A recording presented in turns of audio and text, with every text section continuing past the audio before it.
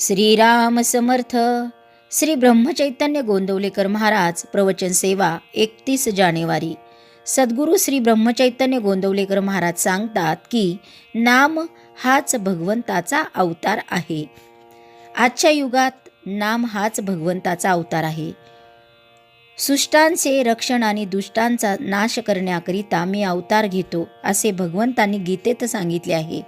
त्यावरून असे ठरते की सुष्ट आणि दुष्ट या दोघांचेही अस्तित्व असून त्यात दुष्टांकडून सृष्टांना त्रास होण्यातच भगवंताच्या अवताराची उत्पत्ती आहे.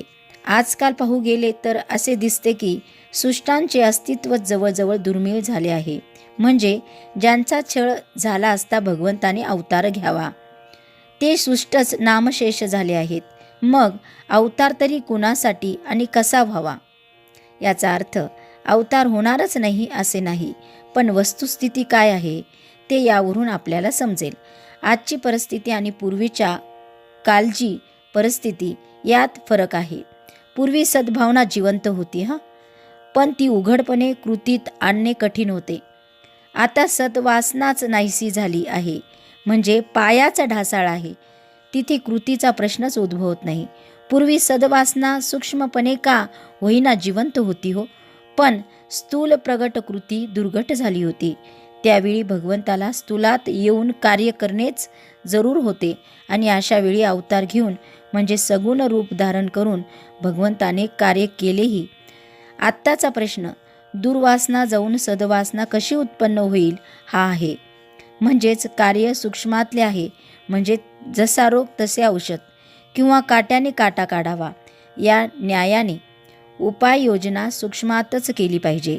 वासना बदलायला वासने इतकाच जबरदस्त इलाज पाहिजे आणि तो म्हणजे भगवंताचे नाम. चालू परिस्थितीशी झगडून मार्ग काढून देणारा असा जर कोणता अवतार असेल ना तर तो भगवंताच्या नामाचाच आहे. आणि त्याकरिता सर्वांनी भगवंताच्या नामाचा टाहो फोडणेच जरूर आहे. हे कार्य भगवंताने सगुण रूप धारण करून होणे कठीण आहे.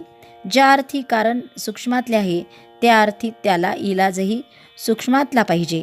म्हणून नामावताराची आज गरज आहे. प्रत्येक नामागणिक त्याचा अवतार आहे आणि त्याची कास धरणे म्हणजेच नाम घेणे हे आमचे आजचे मुख्य कर्तव्य आहे.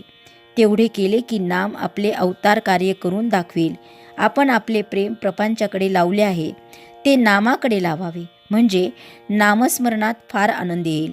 मनाला नामाची चटक लागली आणि नामाच्या प्रेमातच मन रंगून गेले म्हणजे जन्म सफल झाला.